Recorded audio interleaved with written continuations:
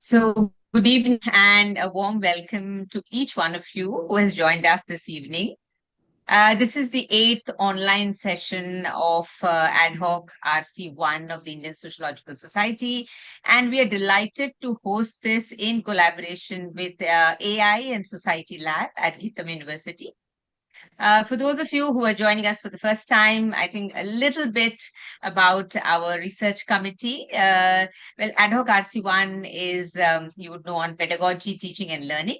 It basically aims to provide an enabling space to listen to and have conversations around theoretical and empirical work, methods and methodologies, teaching practices, and reflections related to the broader fields of teaching and learning sociology.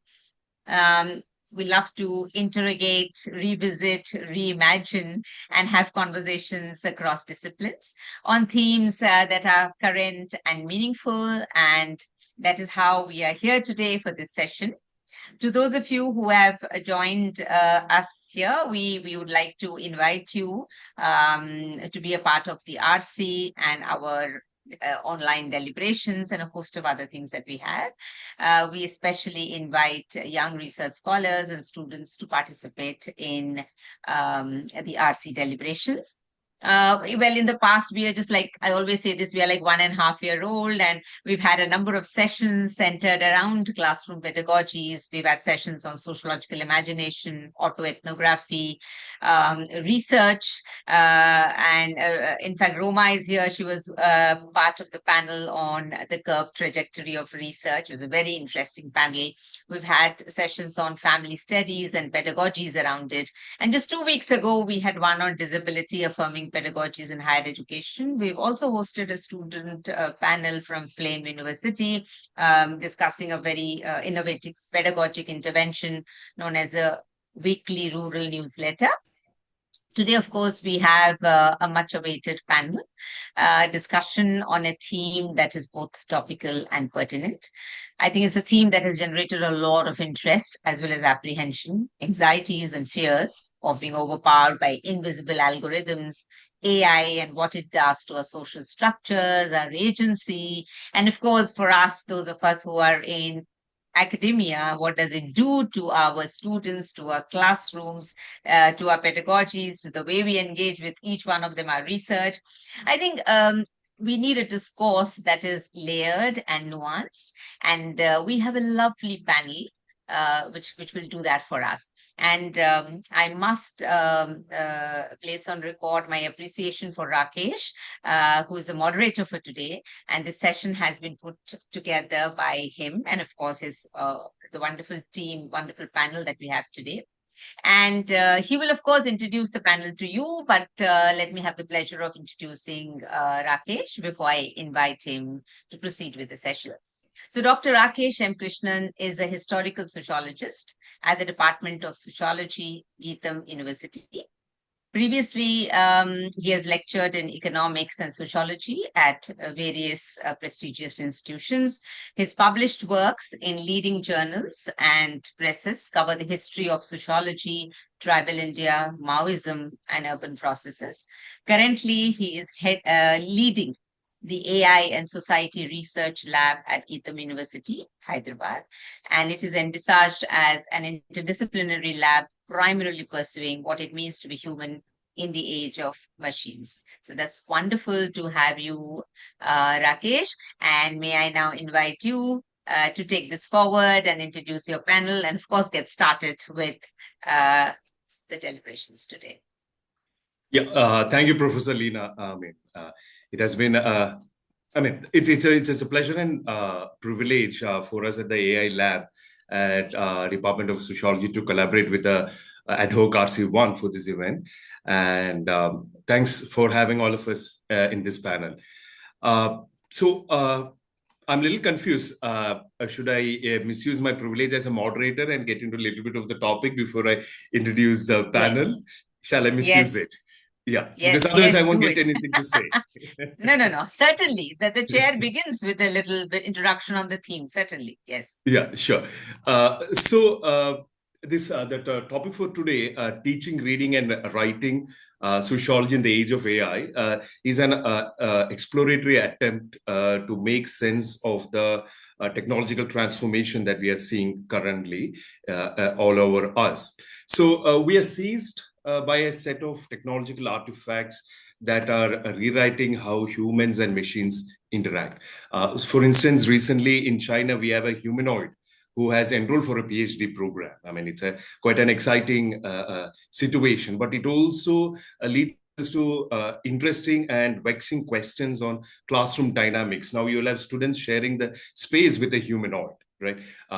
Humanoid is also being deployed there as a training ground, as an experimental ground, but it also can be seen as a preparation for our future classrooms, right? So in that sense, to repeat the usual cliche, it's the best of the times, it's the worst of the times, as well as it's the age of wisdom, as well as the age of foolishness, because technology is unfolding at a faster rate than we can grapple with, making our job, especially the sociologist's job, unenviable.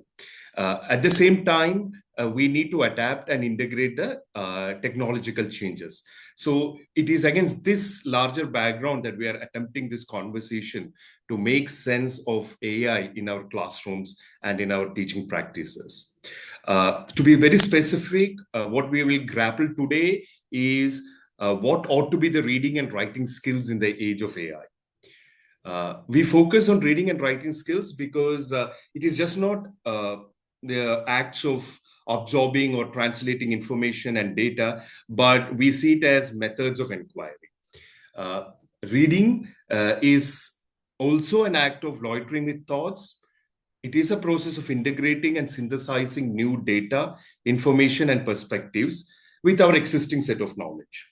So it is a dialectical process of knowing. And in this dialectical process of knowing, we are also charting new ways, tweaking the old ways and making sense of our world. So the question is that if we outsource reading, what happens to this internal process?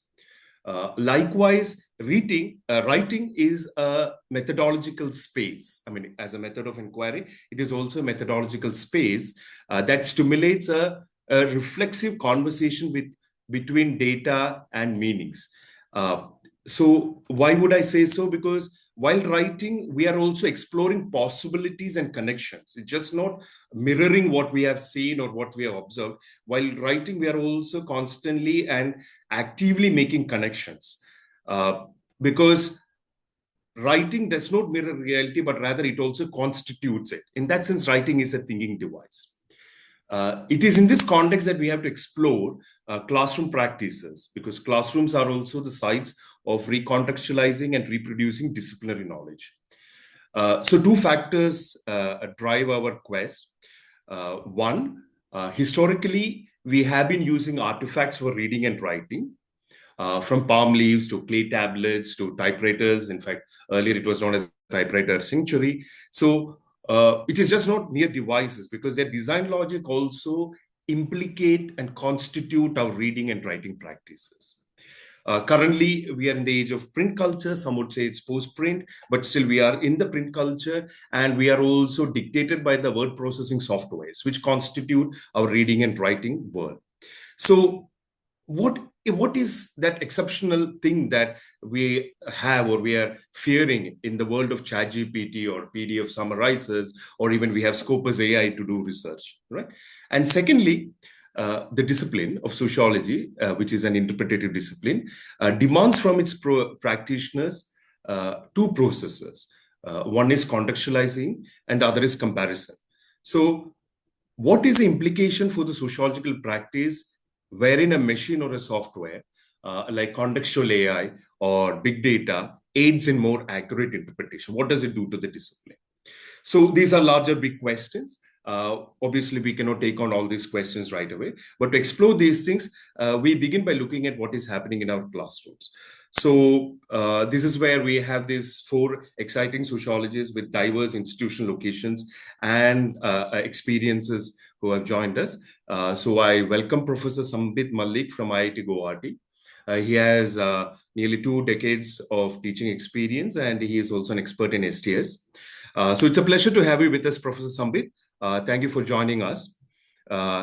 Then we have Dr. Suraj Beri. He's a sociologist at Nagaland University. And before joining Nagaland University, he had taught at Delhi University. So he has a very interesting vantage point of looking at teaching practices both at a metropolitan center like Delhi University and at a frontier space like Nagaland University. So with specific challenges and with specific insights, and hopefully he should give us a comparative perspective. So Suraj, welcome to the panel. Then we have Dr. Debapriya Ganguly from SPPU, Pune University, who has been teaching sociology since 2019 and who also actively reflecting and publishing on the role of teachers in the classroom. Debapriya, welcome.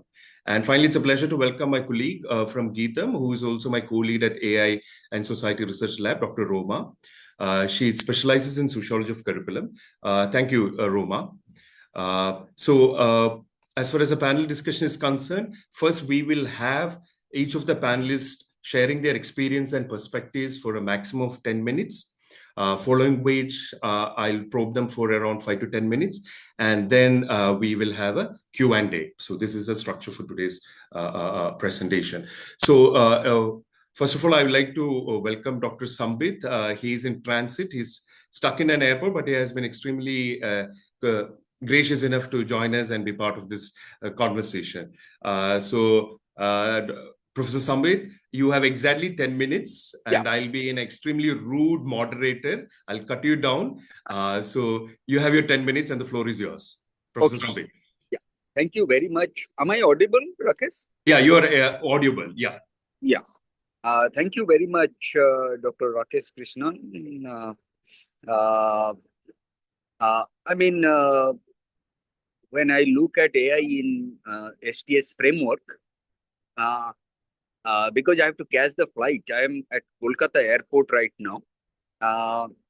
I'll take this this kind of stage to start with. Let's start from the concrete. Okay, that's what Marx wrote, no, in the German ideology. Let me start from the concrete. I'll not try to look at other things. When I look at AI within STS framework, I mean, we are amidst Industrial Revolution 4.0. The other three, namely steam engine, electricity, computer, and now we are witnessing artificial intelligence. The way we look at artificial intelligence should not be examined in isolation. We must understand. We must have those historical and intellectual sensibilities to make sense of AI. Any technology, for that matter, AI, for instance, is not operational in isolation. Prima facie, I was thinking to do something, to speak something, but just in the morning or so, I received an email from Dr. Krishnan, where he, in a very pointed manner, he said, why don't I look at writing as a technology of the intellect that Jack could. Then I thought, okay, I mean, it's also not a bad idea to look at it afresh. I read it a long back, actually. What I can look at that historically, that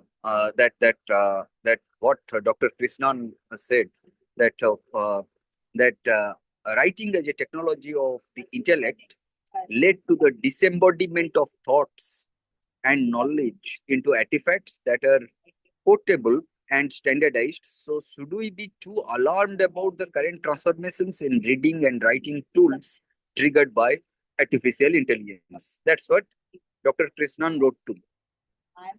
Now, when I look at Goody, because immediately I didn't have that book, and I was in another, I was in the board meeting of Calcutta University. Then whatever I could recall, that Goody in fact explained social structure and social change primarily in terms of three major factors. First two factors are not important for us. Just to mention that the first one was the development of intensive forms of agriculture that allowed the accumulation of surplus. I mean, surplus explained many aspects of cultural practice, from marriage to funerals, as well as the great divide between African and Eurasian societies. And the second, he explained social change in terms of urbanization and growth of bureaucratic institutions that modified or overrode traditional forms of social organization, such as the family or tribe, identifying civilization as the culture of the cities. We are interested in the third one, given the topic. And third, Goody attached great weight to the technologies of communication as instruments of psychological and social change. That the way Goody viewed writing as a technology of the intellect, because writing externalizes thought, perhaps making ideas concrete, cumulative, which can be transmitted across time and space. Writing also is a revolutionary, transformative practice. And this process allows for complex, abstract, and generalized knowledge to be developed in ways that are not possible with oral traditions. It enables larger, more complex social organizations and fosters intellectual progress by creating a fixed, permanent record of information and thought. And how technology plays an important role in this. That in terms of fixing ideas, in terms of, if I look at writing as a technology of the intellect, then, fixing ideas is one. Enabling abstraction and generalization. I mean, when I say fixing ideas, I mean writing fixes ideas into a permanent, tangible form, moving them from a temporary fluid state to one that can be reviewed, re-examined, and built upon. That's where you can interrogate, you can bring about a critique and so. And when I say enabling abstraction and generalization, by allowing ideas to be fixed, writing makes it possible to develop and apply abstract concepts. Standards and norms can be generalized from specific situations to be applied more broadly. Thirdly, it is about supporting cumulative knowledge, because knowledge can be fixed and shared. It can be accumulated and built upon over generalizations, leading to complex traditions, scientific journals, and sophisticated social organizations. And finally, fourth one is about facilitating complex social organizations. I mean, written written codes, laws, and records are crucial for managing complex societies, as they allow for a level of organization, specialization, division of labor, and transportability of information that oral communication cannot match. I'm looking at Toffler's work here, the third wave, and so. That is third wave, the information society. The first wave was represented by agricultural society, the second wave by industrial society, and the third wave by information society, which Bell said, for example, post-industrial society and so. And the last one, extending human memory. Writing helps us. Writing serves an external memory aid, freeing up human cognitive capacity by strong information outside the individual mind. which allows for more complex thinking and problem solving. Earlier, we knew robotic research. Robotic research depicts the motor abilities of individuals, whereas AI depicts the cognitive functions of human beings. That is going to be challenging for the concrete, real individuals like you and me, right? And this kind of technology, please don't think that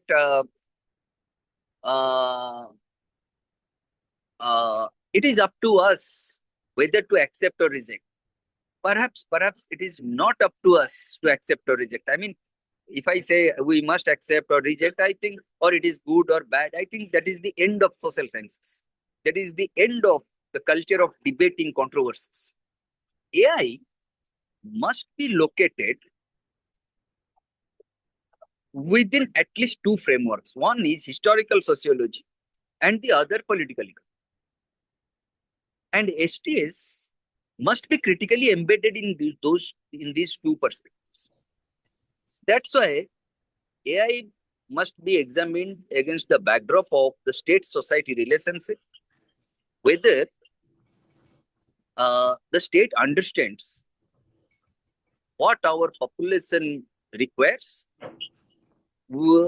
Perhaps we must re-examine the nature of the state itself, its location within the matrix of a class-divided society, and also its relationship with various other contending social forces. Perhaps what I feel that Professor Sambit, you will have to wind up in 60 seconds. 1 minute. Yeah.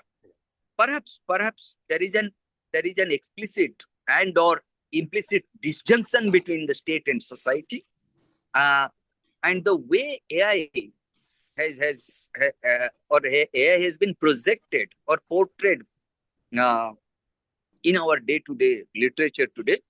I mean, AI must be considered as a medium through which we must interact with nature. When I say nature, it includes both natural as well as social phenomena. I mean, social relations of production must undergo changes. And that AI-human agency relationship must be looked at. Maybe I'll stop here, Dr. Krishnan, and then we'll see. Huh? Yeah. Okay. Thank you. Yeah. Thank you, Professor Sambit. I mean, it was very interesting because he had problematized AI in a larger field, and he also paid tribute to Jack Utty's Logic of Writing, which is one of the classical works which would help us to think about AI and the way it is interacting with us, especially the artifacts of reading and writing. In fact, for me, the personal takeaway would be that disembodiment part, because complex thinking outside, which is being enabled by these artifacts. So what would these new tools help us to think forward is fascinating. And also, Professor Sambit has set the stage for looking at AI in a larger framework of historical sociology and political economy. And our next panelist, Dr. Suraj, would be picking up on one specific part of this larger state-society relationship by speaking about the question of inequalities in apply AI in the classrooms. To you, Suraj. Thank you, Dr. Krishnan, for this opportunity, and also Professor Leena Pujari for organizing a panel discussion on the theme AI and what does AI do or maybe relate to teaching, writing, and reading sociology today. And so thank you, ADHOC RC1, for giving me this opportunity and also for organizing this very important panel discussion. So I begin with, I want to locate my take on this particular emerging scenario for all of us, for all the researchers, academia, social sciences as a whole. It's impacting all of us. I begin with the question of inequalities in the sense that inequalities not necessarily in terms of the reproduction by AI or the automation that is going on in academia in terms of reproducing the text or the knowledge or the content, but in terms of what happens when we try to look at AI and its idea of how AI is accessible to people. That's the first thing I think we have to think about. For example, if we go back into 2020 when we all were shocked by the COVID, and suddenly we were told that no, we have found one great panacea for all the ills of the virus is the online teaching, online reading, online classes. Suddenly we were convinced, we were promised, and there were certain suspicions by scholars, social scientists, that is there any concern of inequality there in terms of accessibility to the students about how do they have the access to internet? Do they have the access to the smartphones? Do they have the access to laptop? And then later on, all of us started talking about this very interesting topic on digital divide. And that's a very well established field now. So that's where I locate that first is that AI in terms of inequality for the users. AI as a machine, AI as a technology, how do people access it in terms of both the faculties, the scholars, the students, from where they are accessing it, the specific regional location. And location is very important because in social science, we scrutinize ideas, concepts, problems, phenomena in a specific social, historical, political context, as Professor Mallick said previously, beginning about the specific concretes. So the first is the access to inequality in terms of AI, where how do scholars use it, access it, and I will come to specific concerns the students had here in this university here in Nagaland. And the second is about the epistemic inequality that AI poses, another challenge for us at the level of episteme, because AI also produces certain content. In the times where there is a ban on LibGen, there is a ban on Sci-Hub, where the access to knowledge is limited by the corporates, by the corporations, and how we have a kind of academic structure where knowledge is more and more controlled, monopolized within the domain of corporate publishers, all the international publishers, and they are accumulating more and more knowledge. So it is in that space, what space, first of all, AI has to provide access to, where the article is behind the paywall.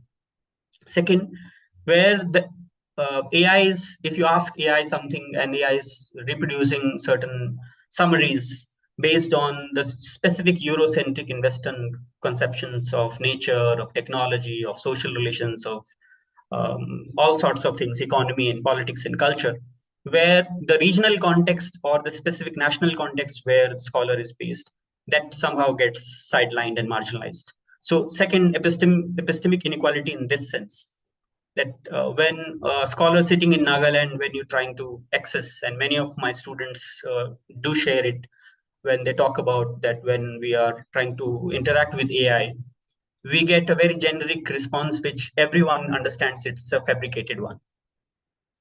Suppose somebody is talking about sports traditions of Lotha community in Nagaland. Now, what will I tell them? That's the question. So AI will just search here and there somewhere in the newspaper, and it will come up with a very nice write-up, but which is actually empty in terms of sociological content. So what do the scholar make sense of this essay that is produced by AI? And from here, I move further to talk about the regional context of Northeast India, where there are specific problems related to the accessibility in general, not just technological or digital, the general accessibility in terms of spatial dynamics, the geographical territorial aspects of access is there. Even that is creating another divide for scholars to kind of engage with it. And then we talk about AI in terms of the socio-technical system that AI presents before us. What is AI actually? To me, AI also looks very opaque, if I can use this way to express AI. What do we know about AI? The first task, I think, for sociologists drawing on Bourdieu is to expose what is this system? How does it work?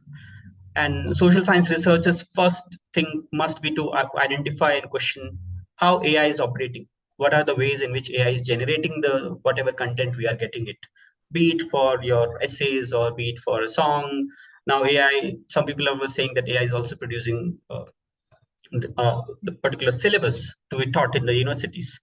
So from there, we can inquire whether AI is actually transparent to its process of generating knowledge. How far it is transparent for the people, to the people, in terms of what the content is being generated. So that's the question that we must ask in terms of engagement with AI, not simply in terms of acceptance or rejection, but in the sense of what are we left with once the AI is involved, when the human thinking is automated, what kind of sociological imagination do we have to bring into, and how do students feel?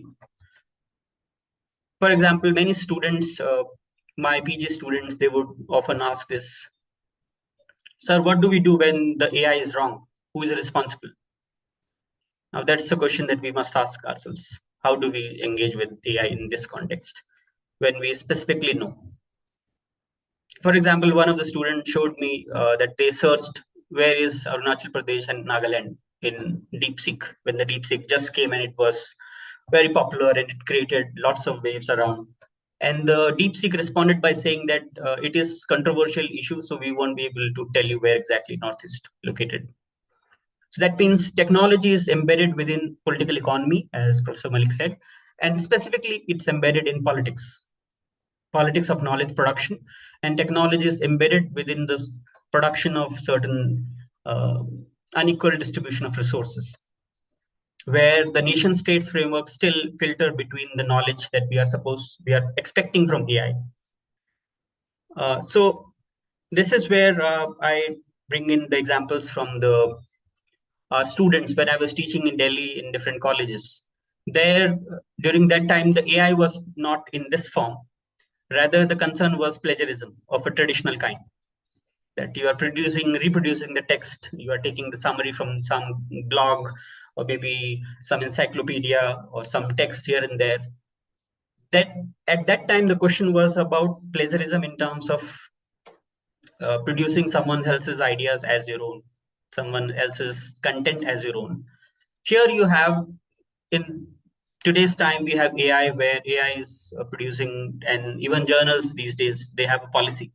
Each of the social science journals are coming up with a policy on AI, where they're saying that if you're using AI related to grammatical errors or reproducing the text sentence formation, then you must share the link of that generated content and we can accept it. So now we are comparing in these two situations of how knowledge is being produced and what is considered knowledge here. In terms of PhD scholars, I would briefly mention about this idea that there is this sense of emotional detachment among scholars. I've seen where they're mentioning that the self is missing in the writing that we find from the AI, the usage of AI. And it might be very perfectly crafted English literature sentence, but the self of the researcher is missing there to articulate where you are located, how do you perceive the question of power, how do you perceive the questions of space, urbanization, and whatever the theme is. So this alienation is a side product of AI. How do we deal with this? Where everything is just a click away. You just type it. And that's why there is a whole lot of businesses going on about this prompt engineering, right? If you are smart in terms of entering the prompts, so there is a lot of people around who are selling books on how to learn to make good prompts. So another political economy of AI in terms of marketing prompt related literature around. Now, one final thing before I stop here is, again, one political economy question is, where is AI coming from? I think we as sociologists must talk about it and revisit this question again and again. Where is the project of AI coming from? In terms of what is the institutional organizational context within which AI is promoted? Who is pushing AI for? And why universities are pushing AI now? Where the job of the scholars is to produce original content, where universities are promoting that you can use Quillboard for paraphrasing. How far, what is the aim here? What is the goal? And then that comes into classroom. That further enters the question of whether AI is actually, so the students are producing the content by AI and teachers are evaluating the content by using AI. So the bots are talking to bots. What are we doing here as researchers? Where are we? Where is the human researcher located in this discussion, in this process? And I think that's where the last point I will make is that learning is a social process. You make mistakes. AI removes this mistake part. AI removes so many loops which are there in the process of learning, which scholars are missing now, because it's just a click away. You don't have to worry about assignment submission. You don't have to worry about reading Marcel Mauss, because it's just a click away. So that's the loss of capacity generation that students go through before AI, used to go through before AI. So I think this all different kinds of questions and complexities are involved in terms of AI. And further, overall, this is within the domain of unequal access to knowledge. And whether AI is democratizing as it's claiming, that's the question that we must engage with. So I'll stop here. Yeah. Thank you, Suraj. It was wonderful to hear you again. He has raised an extremely pertinent question for teachers as well as for sociologists. In fact, the key question that he was trying to put across, I mean, if one way to say so, is a question of originality. I mean, the question of originality and how sociological imagination can be engineered when we are outsourcing our thinking and writing skills. In all these things, I think he is also scrambling for some sense of human touch, which I think is central to all kinds of social scientific understanding. I think we will come back to you to open up some of these some of these questions that you have raised now, connected to your seeking of the teacher in the classroom. We have Debapriya Ganguly from Pune University. So she will share her perspectives and insights. So she comes from a regional university, which has a unique mixture of both students outside that region as well as outside the country. So let's hear from her. Over to you, Debapriya. Thank you, Dr. Rakesh, for giving me this opportunity, and Dr. Pujari for organizing this wonderful panel discussion. I mean, I'm already like feeling pumped up hearing the previous panelists, and this is a very interesting kind of space or platform, because we have been talking about this when it comes to pedagogical practices, how it is unfolding and changing.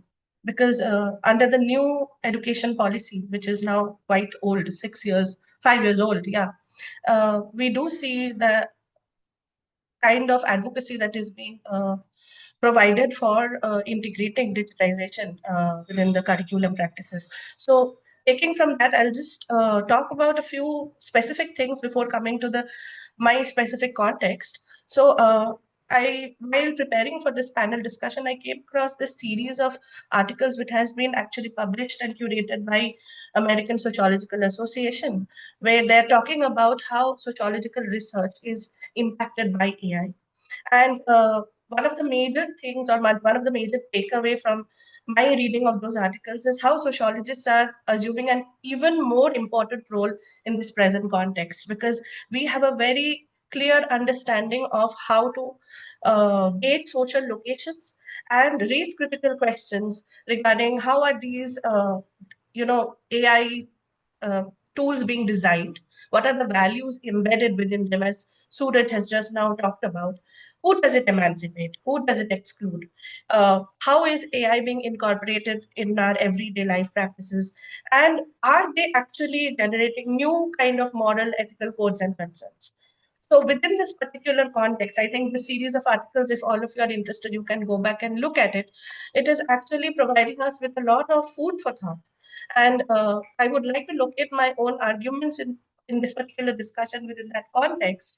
There might be some overlaps with what Suraj has already spoken, because I also come from a regional university background, but there are some differences which I can clearly map.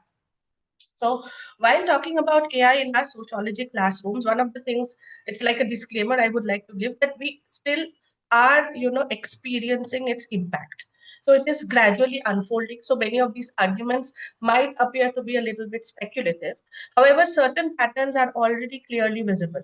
So one of the examples that I would like to put forward is the research project, which is a compulsory course under the NEP. And this is my second batch of research project students. So it is a mandatory course for those of us who are not aware of this. It is a mandatory course where all students within MA third semester and fourth semester, basically in their second year, they have to complete it. So within this particular situation and with my own experience with the students, I was wondering that how do students ideate with AI? So from selection of a research topic to designing their research, choosing particular kinds of methodology, to the execution with the help of AI in terms of translation of texts, summarizing, data analysis, framing arguments, writing research papers, and so on. So as Professor Mallick was saying that, writing is a dynamic process. It is a social process. But what is AI basically doing? NEP is also strongly talking about the integration of AI learning and design thinking right from school education. It is not something which is supposed to happen in the higher education institutions alone. So how is it going to affect our teaching and learning process? It is something which we should be talking about. So I quote one of the scholars within this group of articles, sociologist named Davidson. He says that although generative AI opens up methodological opportunities, these technologies come with a range of challenges, including interpretability, transparency, reproducibility, and relatability. So one of the things which Suraj has also highlighted, that depending on the training data the AI platforms have, AI can also reproduce social biases. And sometimes students are not aware of how to distinguish between being familiar and playing around with AI and also actually understanding the workings and the way in which they operate. And there comes the question of political economy. Here, I would also like to highlight some kind of the question of inequalities in certain at certain levels. So in my particular classroom, I teach MA students within a state university. In my particular space, we have students who are not only from rural Maharashtra, but also from metropolitan cities of other states and also international students. So here we do see that from first generation learners to international students, how AI is being used in a nuanced manner. So when students was talking about prompt engineering, so in conversations with students, some of them use the term that AI can be humanized to sound like us. But we have to also understand that who has the to ability to humanize that AI. The understanding, or when we call certain students tech savvy, playing around with these tools also is a question of access to these tools. Also involve these kind of questions. So I would refer to sociologist Basil Bernstein, who has talked about inequalities and social exclusion and language codes in the classroom, and we are seeing them unfolding in a very different way in the present context. Another thing which I think which falls within the framework of state-society relationship and the question of political economy is how AI is also leading to inequalities of knowledge production. For instance, when you have subscription of a you know a private kind of a platform, like for instance Adobe charges quite a lot of money for getting the AI kind of summaries and help, which is much more nuanced and probably a little bit better in terms of quality and content. And then there are those open source kind of platforms, so that also creates certain kinds of digital inequalities. Moreover, unmediated use of technological systems, we can clearly see there are questions of ethics and plagiarism related to that. And as I would like to quote one of the statements made by one of my past students, she was saying that she has, during her own research work, she found that AI was hallucinating in the sense that it was spreading misinformation. When, as Suraj also gave example of AI scrambling for information from here and there, in fact, she was provided a completely concocted citation which does not exist at all. So there should be some kind of mediation in this process of how students are accessing these kind of tools. So then Rakesh also said that if we think about what is the role of the teacher in an AI-based world, if you ask me, I'm not at all feeling threatened actually. Because I feel that right now we have to pull up our socks even more, because sociological teaching has become even more responsible because we understand the question of subjectivity and context more than anyone else. if I can refer to philosophers like Paulo Freire, where he has talked about how pedagogy devoid of oppression is based on a dialogical relationship. The students' dialogue with AI is often one-sided, and they often actually reinforce existing beliefs. The role of algorithm actually gives a more customized experience to the user and does not always challenge their views or opinion. So if I can again fall back on critical theorists like Herbert Marcuse, it can actually lead to one-dimensional thinking. So it actually, the responsibility falls back upon us as educators to reinforce the idea of emancipatory nature of education, and therefore how critical engagements can be practiced within these institutional spaces. So to sum up my argument, so we are not, as sociologists, we have been actually talking about AI for at least a few years right now. And we are also trying to imagine a world where AI is part of our reality. It's the new normal, as we were talking about in terms of the pandemic. So understanding AI as an academic reality is the need of the hour. And another thing which I came across during our discussion and reading is the term post-plagiarism. As Suraj was talking about how, the teacher-student relationship is like a bot communicating with another bot. So there are scholars who have coined this term, post-plagiarism, where they're talking about the interconnections between neurotechnology, brain and brain computer, which is shaping our daily interactions. So even in our project grant applications, or when we are trying to submit a paper, they are actually asking us whether human AI hybrid writing kind of practice has taken place. So in this kind of a system, we have to actually push our institutions and the state itself, if they want digitization of education, to develop, help us develop skills and frameworks for its ethical usage. Otherwise, academic integrity would be completely jeopardized. So training for both educators as well as students have to be provided, not only about AI usage within the classroom and writing, but also outside the classroom. Because for me, sociology classroom is like a site where diverse interactions is taking place across class, caste, gender, ethnicity, religion, language, region, you name it. So this not only captures the different undercurrents which already exist in the society, but we as sociologists have the potential to address them. So therefore, I think this requires further attention on our own part as to how we can build or reimagine our classrooms within the age of AI. So yeah, I would like to end. Yeah, thank you. You just took exact 10 minutes. Thanks for that. Right. In hindsight, I think Suraj's statement of boats talking to boats would have been a very good title for today's event, and it's a good food for thought. Debapriya had problematized the whole question of where is emancipatory possibilities when we use automated or any of these artifacts in our writing processes or even in our searches, because algorithms end up reinforcing what we have been looking all these days, right? So that's something that I think we will come back after Roma's presentation. So I request Dr. Roma. She teaches in a liberal education environment. That's also the new space of higher education where we have liberal education, wherein sociology is also competing with other disciplines for both enrollment as well as for survival. So she comes institutionally from a very interesting space, from a private university wherein which we handle more of undergraduates, unlike the earlier presenters. Roma, yeah, please. Thank you, Dr. Rakesh. So I'm very excited to be here, and after the discussions that have happened, the presentations, I think some of the points that I want to raise may tie in quite well, especially with Dr. Debapriya's last observations on critical pedagogy and on emancipatory education.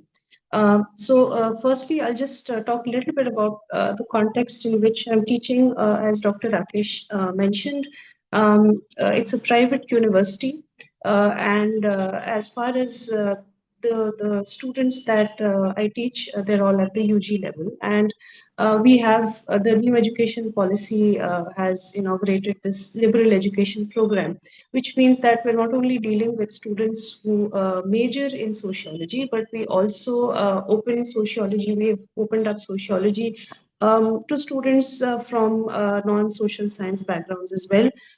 In their first semesters, in their first year, they're in fact introduced to a foundational course in social sciences. And the idea behind the agenda or the objective of liberal education within the NEP is focusing on the virtues of interdisciplinarity and multidisciplinarity, which is exposure to multiple ways of thinking about the natural and the social world. That's one of the things that we focus on. So that sets out the first very basic agenda of liberal education. The second dimension of the context that I would like to point out is that in our classrooms, we're also dealing with students who are born, I would say, at least post 2005, 2007 generation. The youngest batch that we have would be around 2007, 2008. So they're already born in an era of marked digitalization of smartphones, images, and digital screens. So many of the realities that have appeared to us as ruptures may appear to them as continuities, is one assumption that I'm making. However, despite this appearance of what appears as normal and what appears as a continuity, in the last 4 years or so, AI has just thrown up a whole new set of uncertainties. And one of the questions that therefore emerges is what is the education that these students are engaging with? What does it do for them? And what is it therefore that they are doing in the classrooms, and what are we doing in these classrooms? So what I'd like to do is, while the other speakers have already beautifully contextualized AI in terms of historically situating it, especially in terms of the political economy, and Dr. Suraj and Dr. Debapriya, I think, highlighted some of the concerns that plague the classroom, especially in terms of structural inequalities. So therefore, I would like to frame my observations in the classroom in a couple of ways. First is to begin within a framework of uncertainty. Uncertainty and risk. While we're familiar with Beck's idea of risk in the late modern stage that we are in, where we talk about risks that we do not quite understand. And technological risks as such are seen as risks that are black boxes. Technology, the relationship between education, technology, and risk has been around for quite some time. In the early 2000s, it was about the proliferation of EdTech and what would happen to the role of teachers as more and more students get into self-learning processes. At this point, it is useful to interject with, I think, Gert Diesta's work on education. And he does an interesting thing of actually separating learning from education. And he speaks about how learning is a process that happens for all of us in the daily contexts. But education has a very specific task. And he outlines 3 tasks for us. So to give you an example of learning, the process of learning happens, for instance, what are one of the ways in which learning has transformed or changed certain things for us? If earlier cookbooks, for instance, may have become quite redundant for all of us outside of formal education contexts, in the sense that we can all look up at YouTube and pick on any recipe. And furthermore, it's in a fairly interactive context. You can actually see at what minute what your recipe is supposed to look like, as opposed to what it appears in a cookbook, where you only have texts and words. So in that sense, YouTube continues to be a very big rival to text-based ChatGPT applications. I would see that in contexts outside of formal education. So learning is taking place every day. We're all learners, and we're all learning and grappling with different things. For instance, we're also learning how to use new applications through various non-formal platforms. But education, as Biesta would say, has specific tasks, and he outlines them in terms of qualification, socialization, and subjectification. So qualification is what we teach students in terms of certain skills to be able to do what they want in the world, so that it prepares you for certain jobs. It prepares you for certain skill sets that are applicable to, let's say, the workspace or certain industries that one may be getting into. That's one. The second of socialization is to be able to orient oneself into a set of social practices and cultures, and therefore becoming sensitive to cultural and social contexts. To some extent, Biesta also admits that the spaces of qualification and socialization have been sort of taken up, at least to some extent, by by technology and technological artifacts.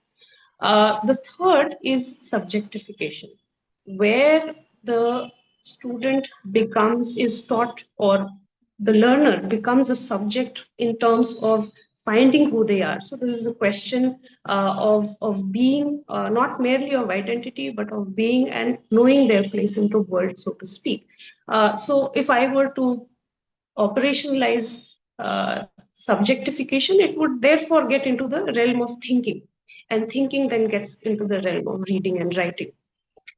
So now, if we look at, therefore, what can we possibly do with reading and writing when you already have AI artifacts and AI tools doing it for us?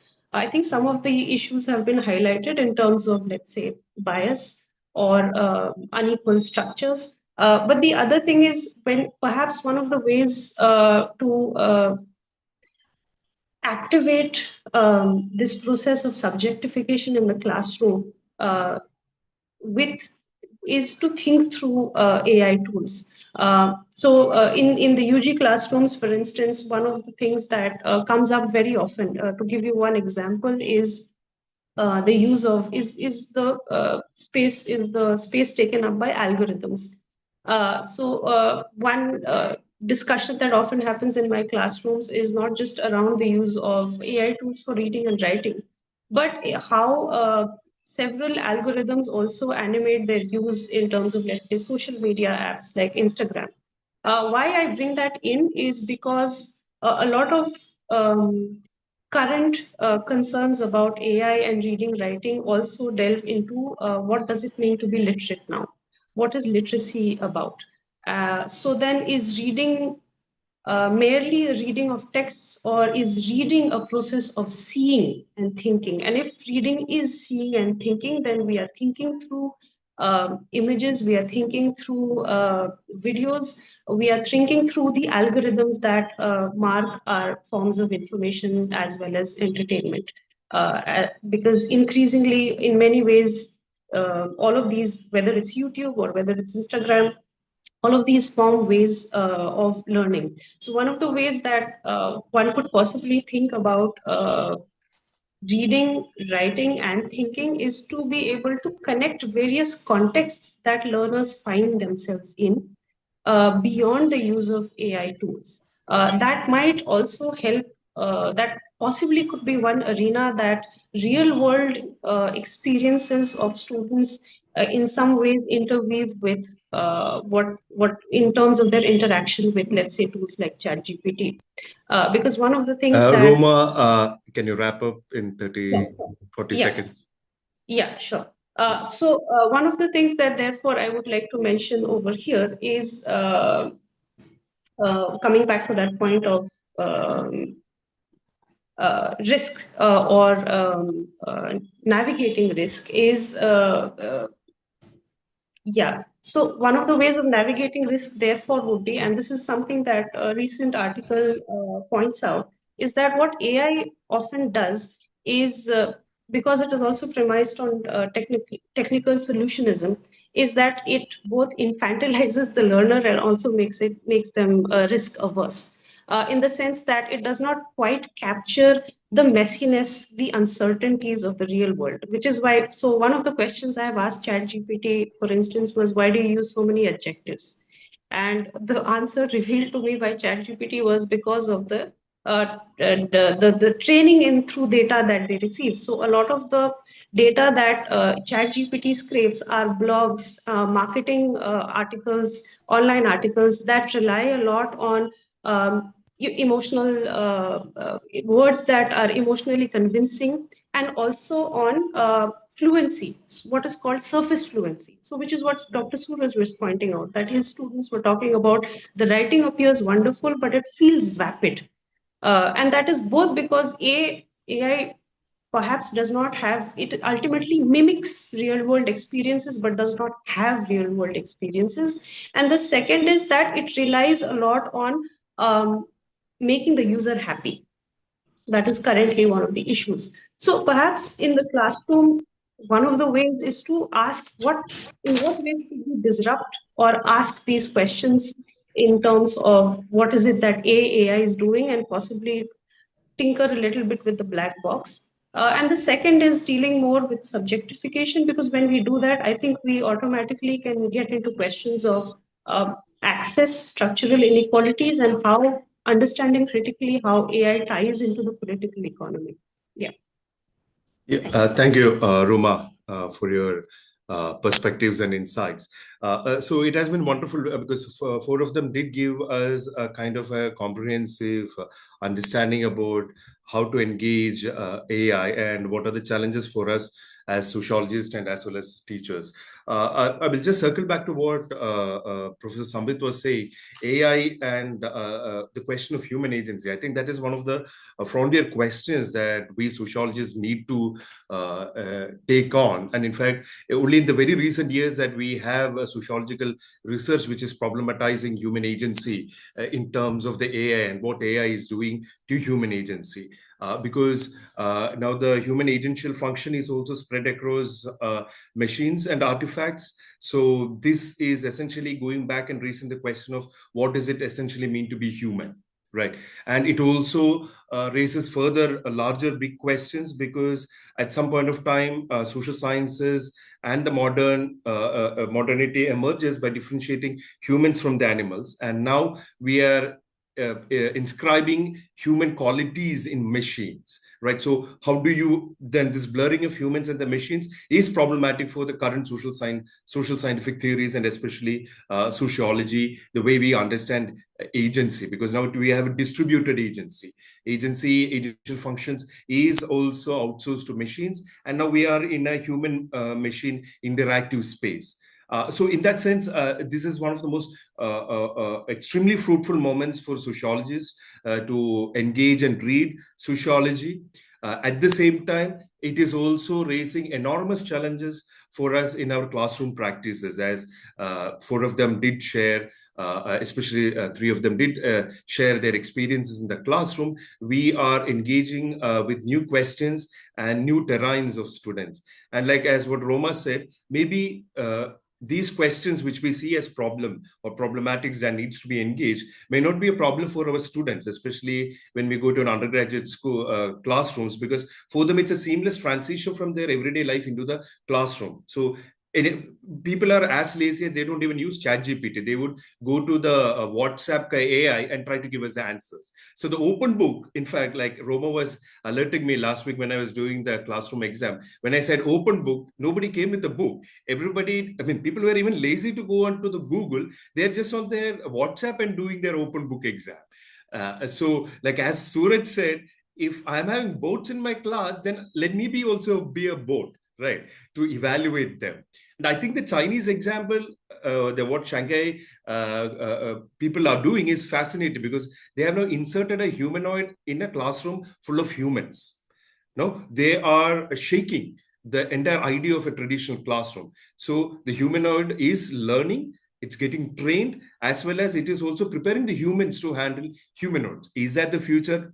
I don't know, but it raises interesting possibilities. One, at the level of sociological theory, in terms of thinking about human agency, and secondly, as practitioners and as educators, how do we engage these questions? Because automation of learning may be a death of the conventional classical teacher. And then, if that is the case, then how do we move forward?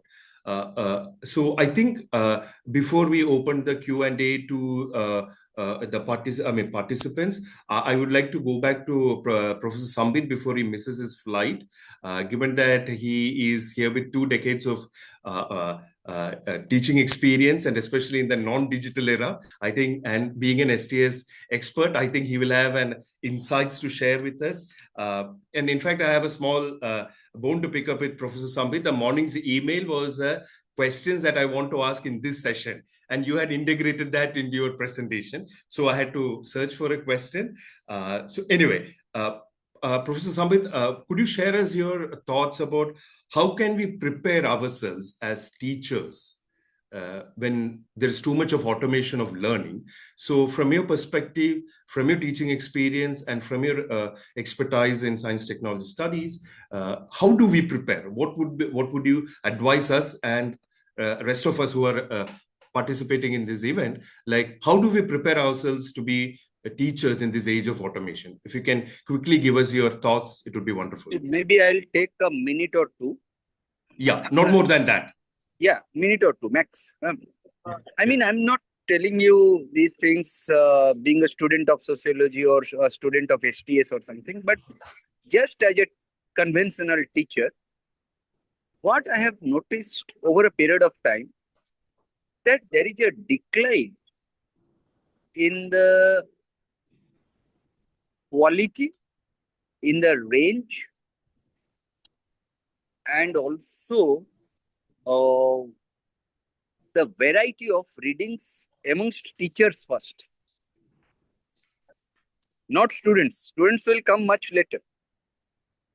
For example, I always say that we must, suppose a sociology teacher must read a bit from philosophy, literature, science, even fiction, okay, history. I mean, political science. I mean, we must have associated readings to have that kind of variety.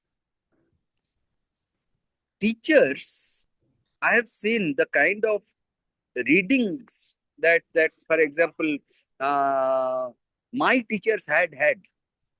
I think there is a substantial decline in my reading also. Okay. If that is the case, then I think even independent of AI, things are going to be very difficult to tackle.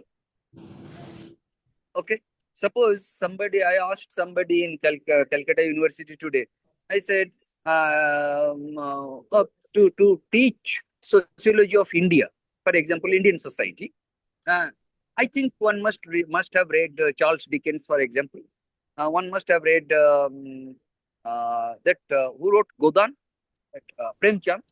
Okay, I mean, these are very important texts which go into the making of our own idea about a particular course, even if it is Introduction to the Study of Society.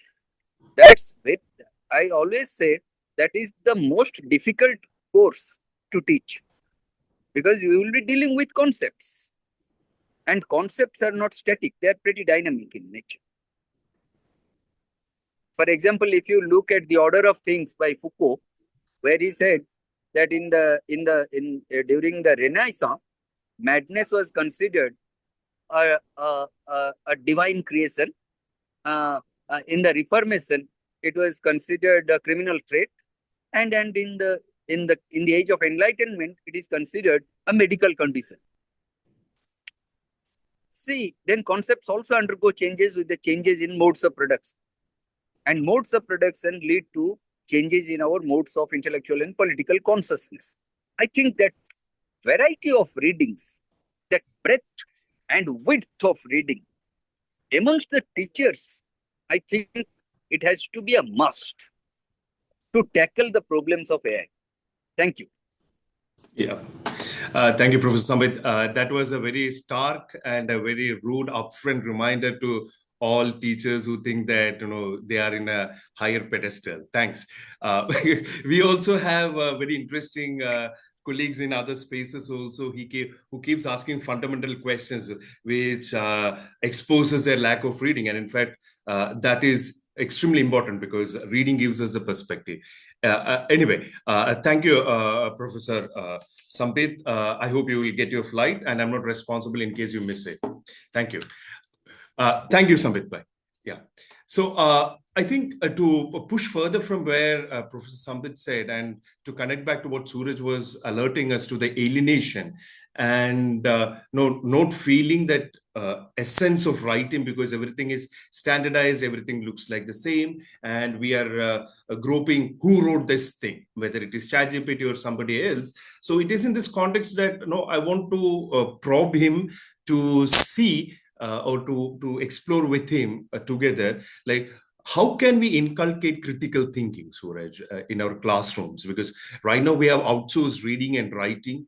People are using all these things. So the critical thinking is one of the skill sets that we sociologists own it, or say that it belongs to us. So in your classrooms, in your as a supervisor, I hope your students are not hoping to replace you with a machine now, because you will not be emotionally damaging your students. So in this context, what is it that you as a person, as an individual teacher, gives to your student, and what is it that you're looking forward in your students? Yeah, Suraj.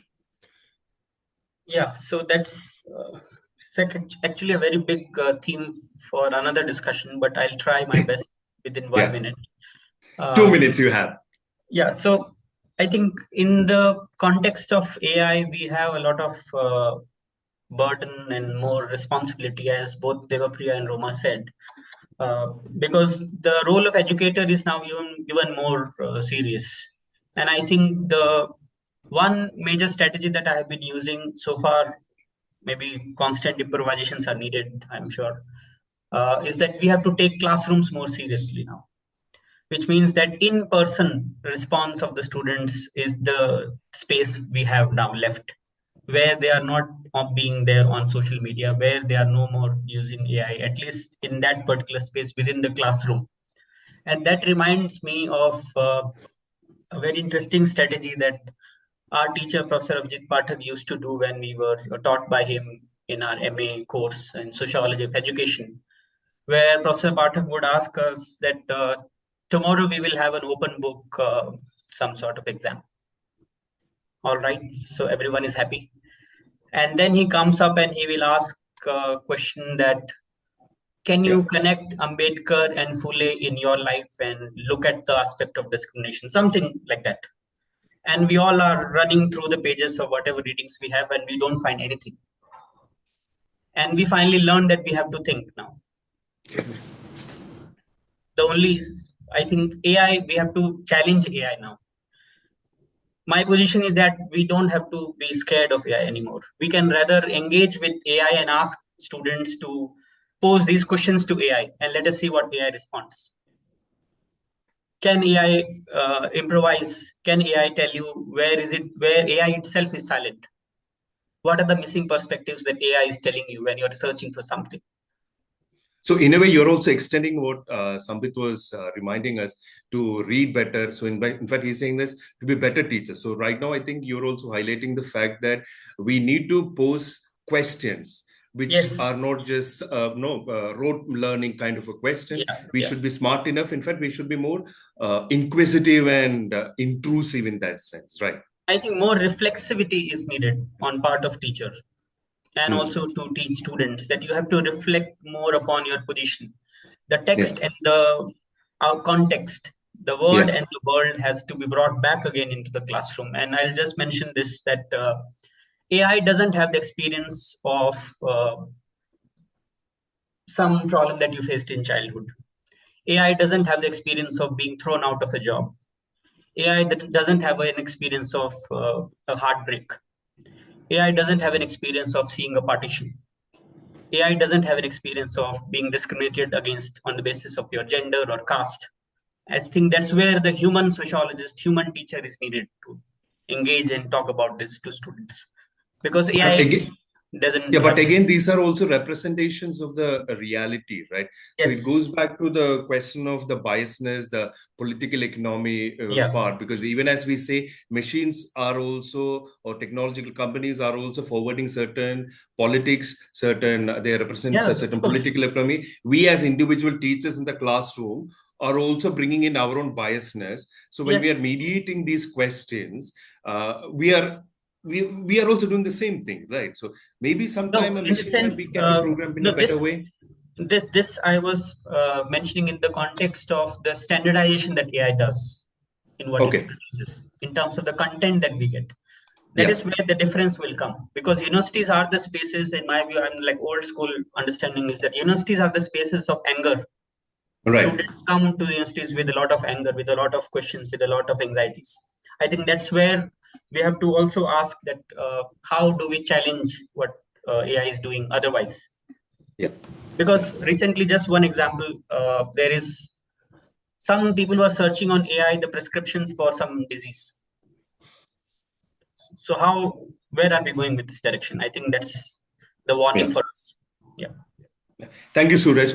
I now will get back to Debapriya, who also was talking about the social biases in AI and other things. But I was also more interested in the emancipatory possibility and the one-dimensional thinking. So, in your classrooms, when you encounter students' reports or essays, those are being produced by ChatGPT, how do you sensitize them? How do you make them aware? Because first they have to recognize that they are getting into some kind of one-dimensional thing. So what are your practices in your classroom? So with the risk of admitting that some of my students are here, so they'll be listening to what I'm saying, and maybe we can have a conversation on Monday again. But yeah, interestingly, I think I try, at least, not speaking on behalf of the entire community, but I try to make the classroom more dialogical and reflexive.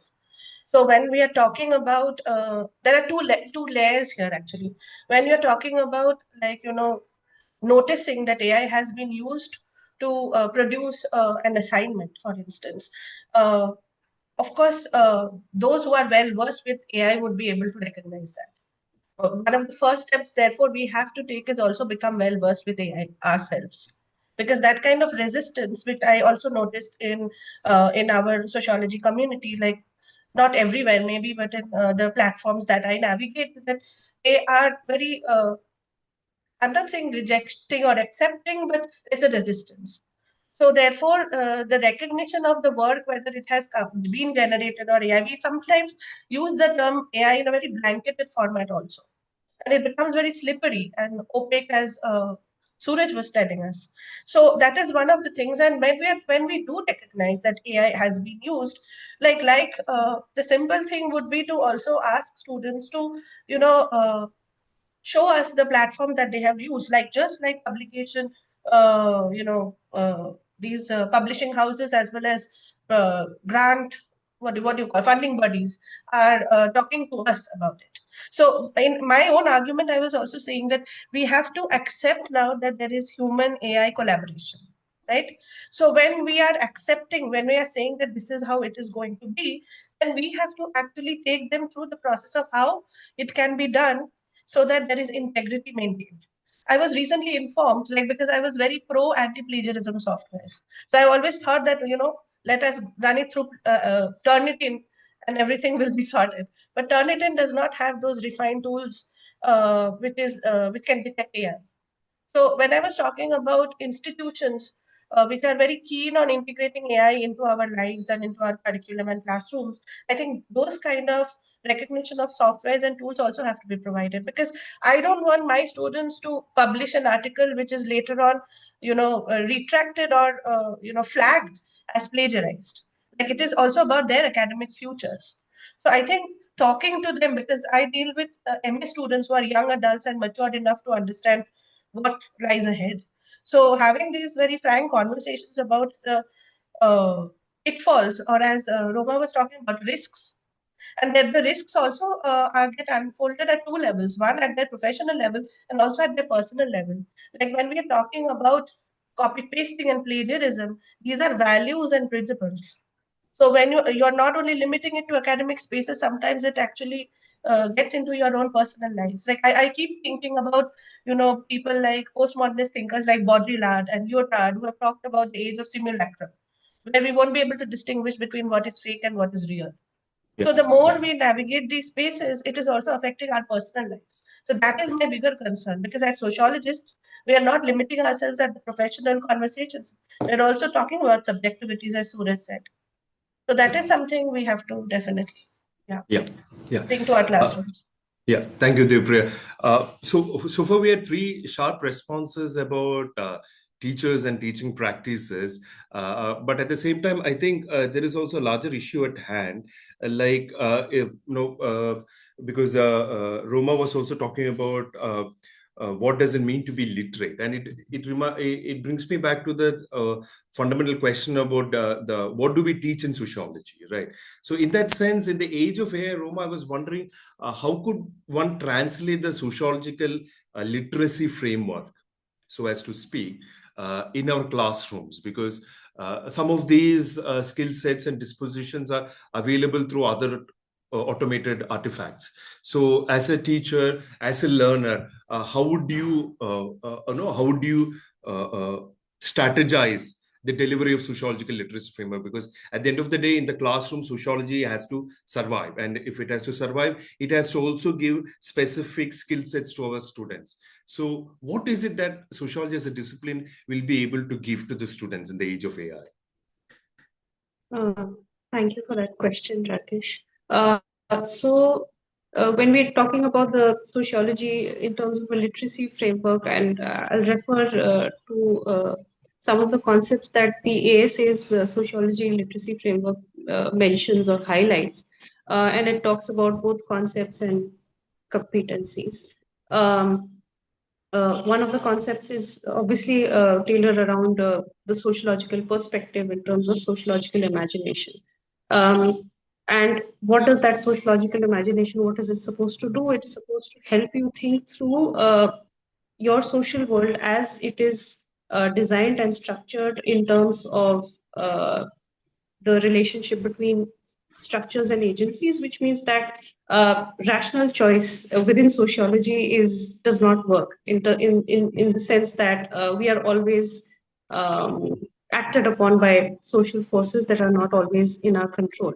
So that's the first thing. Now, what this can do as far as translating, or what can sociology therefore do, is perhaps bringing to surface many of these unconscious ways in which we are dominated by social forces, out of which one of the forces is the technological force. However, it is here that it is important to recognize AI and the technological force not as an isolated entity, but very much embedded in the political and economic relations. So that goes back to Professor Sambit's point. I would also like to highlight in terms of operationally how this would work in the classroom, and how to navigate this would be if we can go back to sociological imagination and talk about Mills's idea of sociology as an intellectual craft. And one of the steps that he talks about is the maintenance of a file, where one brings in one's everyday experiences. And in fact, this was something I think Suraj mentioned, Professor Abhijit Pathak. But one of the exercises that we would do in our classrooms was to maintain a diary or a journal, which would account all of our experiences, and then we would have these discussions where we would discuss many of these experiences through the journals. One of the pitfalls of that right now could be that one could always one could very much engage at an everyday basis in terms of it as a practice, but one could also therefore just look up into ChatGPT and copy whatever it is into one's own handwriting. That is one pitfall. However, the importance of such an exercise is not in the writing itself, but why one does such an exercise.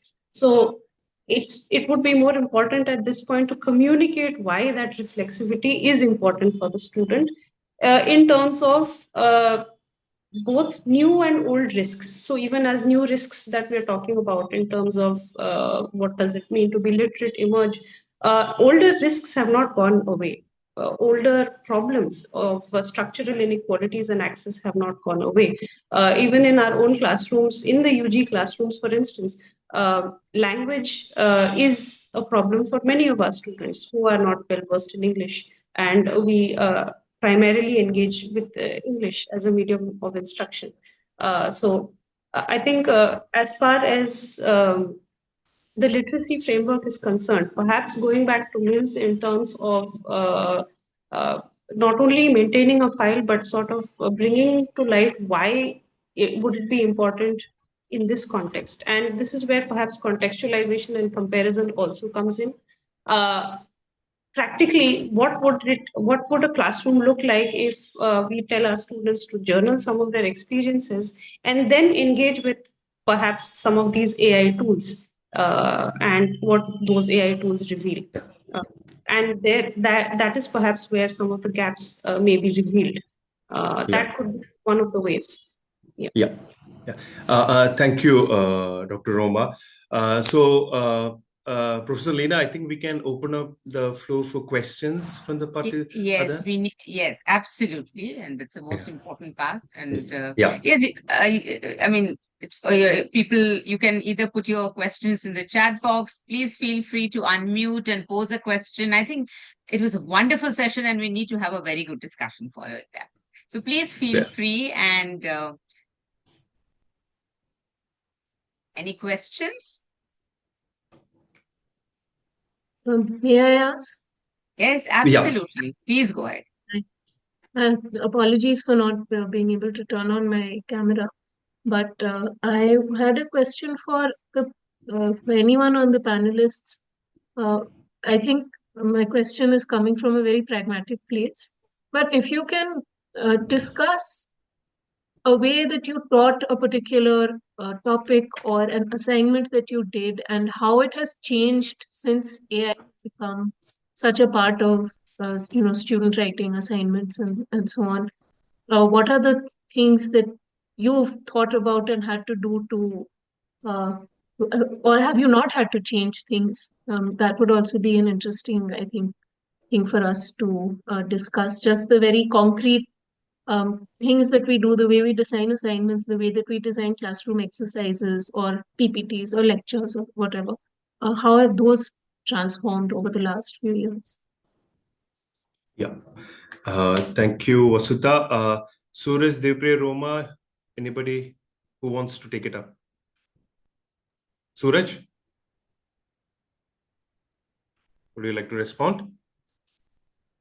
Yeah, I can respond. So, not in terms of changing or continuing with the content, but yeah, we had an experience where we have seen that the scholars, particularly in the PhD coursework, when we are discussing theories, so the students or the scholars tend to engage AI more there because theory is like already fixed at certain levels. It's already what is there, not in terms of the evolution of the theory, the new developments, but suppose if you have to ask what is Parsons' theory of general theory of action. So there, scholars have been exploring how AI is building the case, and sometimes they find that it's too sketchy. The content is very much there, but still they are not clear about the theory as a whole. That is one example. And where we engaged with it, we brought it within the specific discussion that we had after the classes. And during the discussions, we even try to figure out that what more can we ask AI to clarify. And the direction that we want AI to take, AI doesn't take that direction. Because there is some sort of algorithmic position to communicate in a specific way, where the scholars or the students, those who were particularly working on this assignment, they had difficulties in, because they wanted to take the arguments from Parsons and draw to some other context. So the operationalization part was little problematic. And I think there, if I'm correctly responding to Vasudha's question, that is where AI becomes, we can respond, we can engage, we can challenge, and we can further probe AI itself in the process of doing assignment. So that in itself became a process that, okay, can you go further and engage with AI? Debapriya, Roma? Yeah, can I answer? Yeah. Yeah. Vasudha, it's a very good question because this is something which has been troubling me. And to be very fair with you, like I have certain optional courses which I float and offer, where I take the liberty to give them creative kind of exercises. And one of the things which we were doing previously, for instance, a film analysis on, let's say, or a documentary analysis. So these kind of assignments, I am actually right now rethinking these processes because these are very readily available. In the pre-AI age, I could see from their writing, even if those were plagiarized, we could see from their writing how far it was. But right now, it is very difficult to, ascertain that how far it is actually, to be honest, because people use multiple platforms and they take bits and pieces from everywhere. So we have to rethink this process. Another example I can give you is many, not just senior professors in my institution, but also administrators have been advising us to reduce the number of written assignments to avoid this kind of problems, and to go for more like either field-based assignments or orals and tests and quizzes. So this has been actually told to us that why don't you explore, and they were asking us what are the different kinds of scheme of evaluation do you have in your classrooms, and we were advised to do something different. So of course it also challenges our autonomy in the classroom space, but I think this also is a good challenge because we can rethink and maybe come up with something more innovative. Like Suraj was giving an example, very recently this happened to me in my social care course.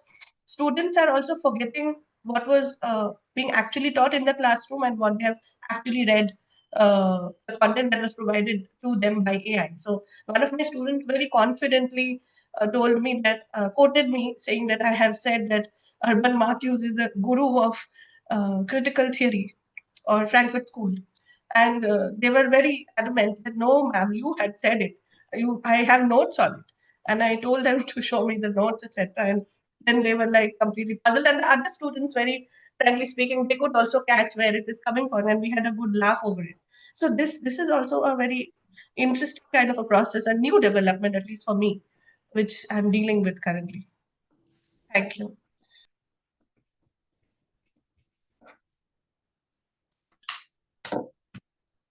Roma? I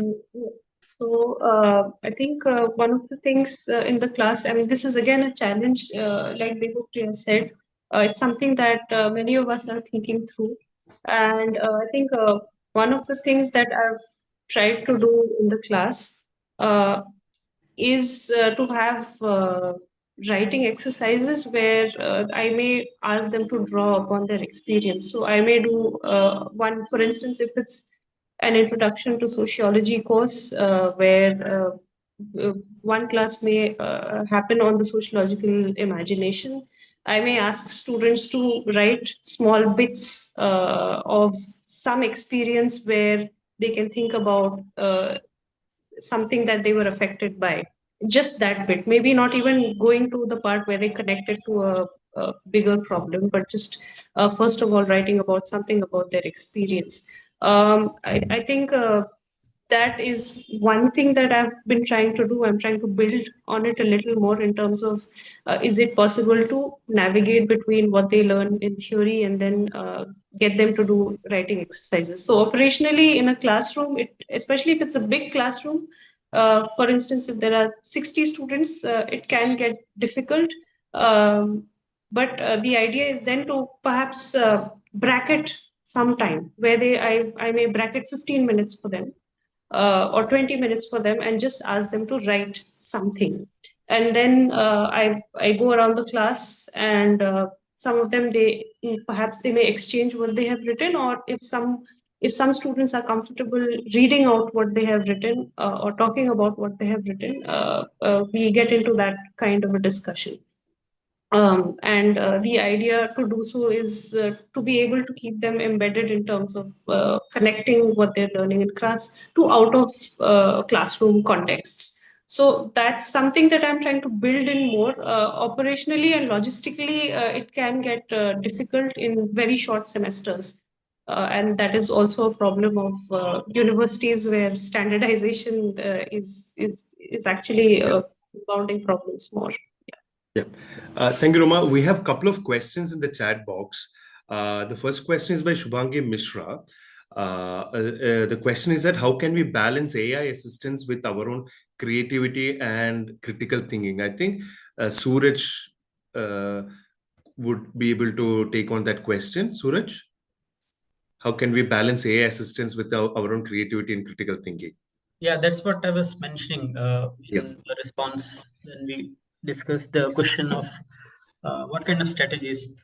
So the thing is that suppose someone is working on a specific issue of infrastructure in Northeast, and you go to ChatGPT or some other Gemini or whatever DeepSeek, and you search something, and it will come up with a very basic, generic kind of understanding.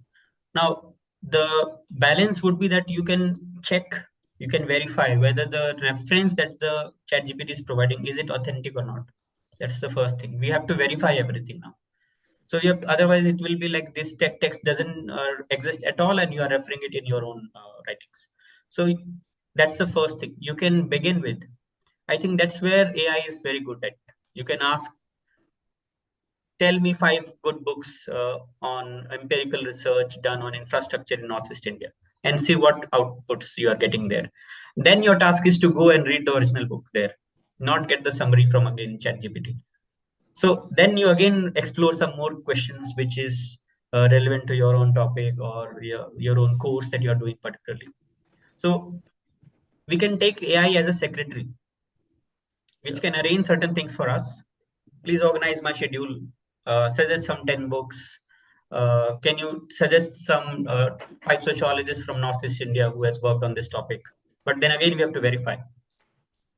Reading is our own part as a scholar, as a student, and writing is our own part as a scholar and a student. So I think that's where we can balance use of AI in your own creative original work. We have a couple of people who have raised their hand, but before going into that, I'll take Jairaj's question in the chat box before I go to the people who have raised their hand. I think the question is for Roma. Good evening. It's by Jairaj. Good evening. My question is, do AI-assisted study tools make sociological concepts more accessible, or do they risk reducing complex theories like Marx, Weber, or Foucault into decontextualized summaries that weaken critical engagement? Dr. Roma, can you respond to that question?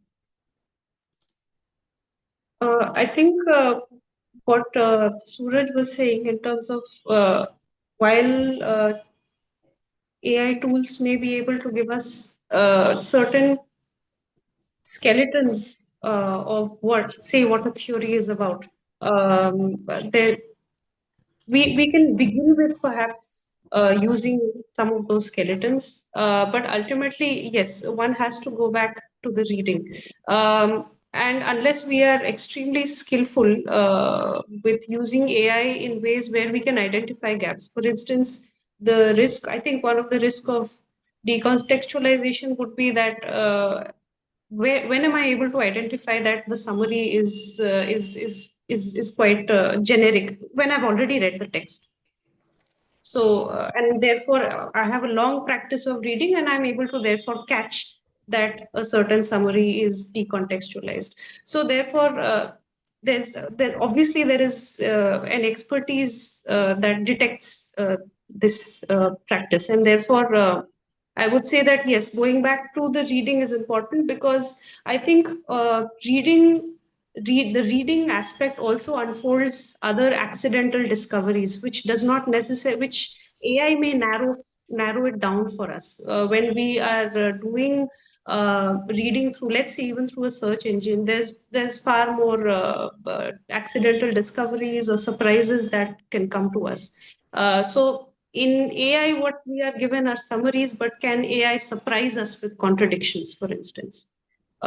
So I think this is where the limitation of AI, especially when theory comes in.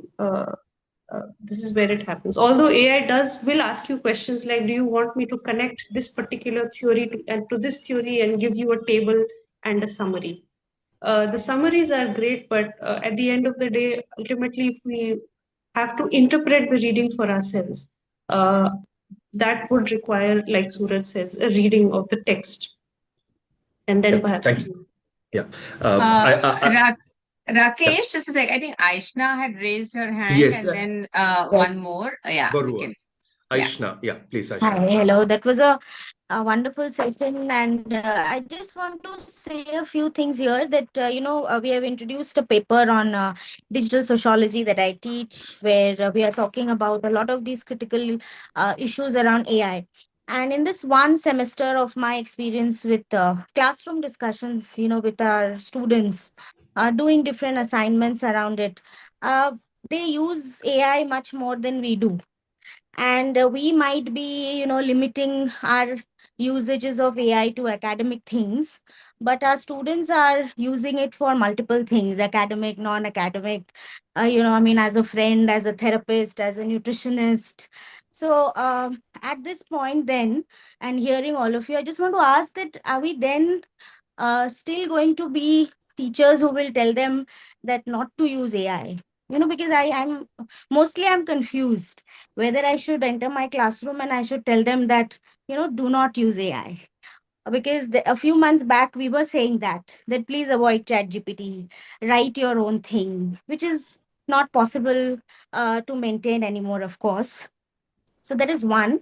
And the other thing that I want to say here is that, looking at the usage of AI and the sociological discussions that we have around it, because I think Rakesh had raised a question that what are some of the skills? So I just want to ask that reflexivity, decontextualizing, giving them a feminist lens, can this be a skill in itself that we are giving to our students and asking them to use AI following these things? So, yeah. Yeah. So maybe I'll just respond to Aishna first, because in the sense, one is not saying that one should keep AI away, but rather one is saying that how could we integrate that? Yes, absolutely. In our sociological imagination, especially. Yes. Right? Because it's a far more bigger challenge, because it's still unfolding. We're making sense of it, right? Even at the theoretical level, we need to rework on many concepts, on fundamental concepts, because now the human-machine interaction is of unprecedented level, and it's an unprecedented stage. We always had artifacts to think, to work, and to be ourselves. In fact, I think one of the ways in which we differentiate ourselves from the animals is that we claim that we are homo faber, one who uses a tool.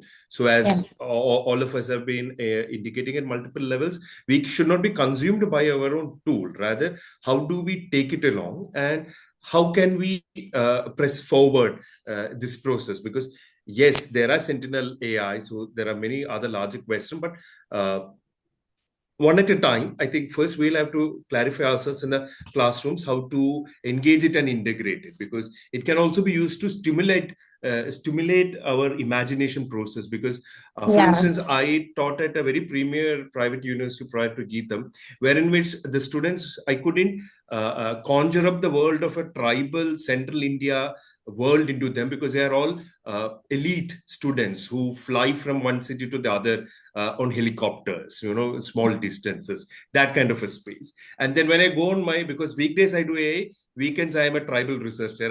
In fact, tomorrow early morning, I'm back to Telangana, Chhattisgarh border for my field work, where I see people and students who cannot think about cities because they have not seen it, experienced it. But for these extreme positions, these kinds of technological artifacts becomes a tool to see the other world. So in fact, it is a trigger for imagination. So it depends on how well we can use it. Yeah, that is what happened with me also, that, their responses, how they use AI, yeah, in the form of storytelling, in the form of conversation as a friend. That just, I think, enhanced our discussions about their own usage of AI and developing a sociological imagination also. Right, So, yes. right. Yeah, yeah. Would anybody in the panel would like to quickly respond to Aishna? Can I? Yeah. Yeah. So I think what you asked in the beginning, we are actually, as Rakesh already mentioned, that we are definitely not resisting this new normal, as I was using the term in my presentation. But of course, what we have to do is generate the consciousness among students as to the pitfalls or the risks that come along with the usage. So unmediated usage of AI can lead to certain very concrete risks. Like, these are not abstract, these are not vague at all. And it is not something which is waiting for us in the future. It is going to happen right now. So once we are aware of these kind of, pitfalls or shortcomings, and when we are ourselves aware. So, and I would borrow from what Professor Mallick and all of us have been discussing, that the teachers themselves have to train into these kind of tools to better understand and also recognize what is lagging. And also, as Roma said, that only when we have a complete understanding, whether it's a text or whether it's a tool, when we know better, then only we can advise better. So I think that is where my position comes from there. And I think all of us are on the same page regarding that.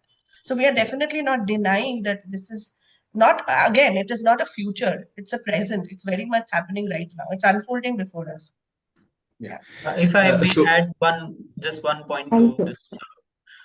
See, there are a lot of people, lot of different kinds of sections of people are using AI for different purposes. I have heard many officials, bureaucrats, they want to prepare a notice for cancellation of classes. They will go to AI. They will generate and enter the logo of that university college, right? That's happening. Students are going to AI. How to propose a girl? Again, they're getting the strategies, tips from AI also. With how to write a poem, they are learning from AI. So that is one part of the story. What we are concerned is that when, as an academics, we are claiming knowledge generation, knowledge production, right?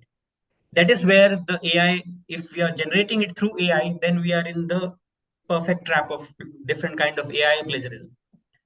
So that's the distinction we need to make for students. What is the purpose that you're using AI for? That's what I'm saying. If we use AI only for a specific technical purpose, assisting, that okay, this is the difficult text in this theory, in this chapter I'm reading, I'm writing this 2 sentences for you, can you explain the meaning to me? And then you go back and read the text again, whether the AI is telling that is that making sense or not. So we must verify. We must also figure out, maybe you can ask students to do a test, that ask AI to write one research article or something on some topic, and then ask AI again, what are the assumptions on the basis of which you wrote this article, right? Yeah. So we interrogate back the AI. That's what I think, that's the beginning for us to. Thank you, Suraj. I'm just reminded about a confession of a very senior sociologist. When that person was about to retire, that person was thinking whether that person could write small and short newspaper reports, because we sociologists end up writing and speaking for hours and hours together, and we have already hit 2 hours, and I don't know, I'm so scared to look at Professor Sambit because he's in the airport. I don't want him to shout at me, so let's keep it short. Barua, I'm so sorry you have been waiting for some time. You know the risk of being with a sociologist. We end up talking a lot, and we are also teachers. We like to hear our own voices. Yeah, so please ask your question. Hello. Am I audible? Yeah, absolutely. Yes. It's actually not a question as such, but more of an insight coming from myself as a student from University of Hyderabad. Actually, the uses and integrations of AI actually kind of opens up a possibility to critically reflect the kind of existing conventions and practices of higher education itself. I mean, as I engage in academic writing more and more, I find that it's kind of a very mystified practices. It's not just the teacher dictating what I write and how should I write. It's also there is larger conventions which I have to conform to. It's kind of very regulatory in that sense, and kind of clearly kind of make the students vulnerable, particularly those students who don't have the existing linguistic proficiency or the cultural capital. So in that case, I inevitably kind of resort to ChatGPT to kind of polish my argument or sentences, and in that process, my own voices, as the many speakers points out, it got erased or averaged out. So I'm like, so I think it's more of a request to the teachers out there to kind of, I mean, from my own observation, there is no workshops or kind of explicit training on the writing practice itself. I think there should be more engagement from the academia itself to critically look at its own practices and make it more democratized and more, accessible to the students itself, so that the focus might be on actually why we are using AI. So yeah, the structural questions we need to raise. Yeah, that is there. Thank you. Yeah, it's wonderful. I would just like to remind you about some other possibility which the word processing software itself has, right? So if the concern is about polishing the language, we already have existing platforms which can correct and take you forward. For instance, Grammarly or within the Word document itself, it will automatically correct. And in fact, there is an embedded thesaurus also. There are embedded tools within the Word document which has immense possibility of polishing your language without losing your voice. What you want to, your voice, your structure is still still can be maintained with the existing software. The problem with ChatGPT is that it is dishing out something out of nowhere. It is conjuring up. It is not working with your words. It is not working with your phrases. So that is where your voice gets lost, right? Yeah, in that sense, yeah. The larger point of, yeah, one needs to have a larger workshop, which I think this particular advocacy and our professional society would take it forward in the coming days, because one also needs to train how to use the AI tools in a responsible way, and at the same time being sensitive in such a way that we don't lose our own voices in our own writing. Yeah, I think that's a great insight that you have shared. Thank you, Borova. And I think now we have Abhijit Vaidya. You're right. I hope I have pronounced your name correctly. Abhijit? Yes, yes. Yeah. So hi, very good evening to everyone. Yeah. So basically, I just passed out in June, July master, and currently working as an assistant professor in one of the law college in Pune only. So my experience is like I asked my student to come up with definition of right wing and left wing ideology before class, and many of them come up like ideology is like the people who are opposed of government and against government, right? So I was shocked and asked, where do you come from and where do you have taken these definitions? So they were like from ChatGPT, and I was very shocked. So anyway, I'm agree on some of the things that the speaker have raised, but my question is, as a student, in, I mean, whatever professor teaches or discusses in 2 hours lecture, so if I am getting that whole in 5 minutes on a chat GPT or artificial intelligence, why would I attend lecture? Yeah, thank you. Yeah, Abhijit, that's a very fascinating question. In fact, there is an entire literature on why we should read. Now you must have heard in the recent after Operation Sindhu that India and also most of the countries use loitering munitions. Likewise, reading and writing is all about loitering with words and thoughts, right? And in a 2 hours of lecture, what happens is that you're taken through a path.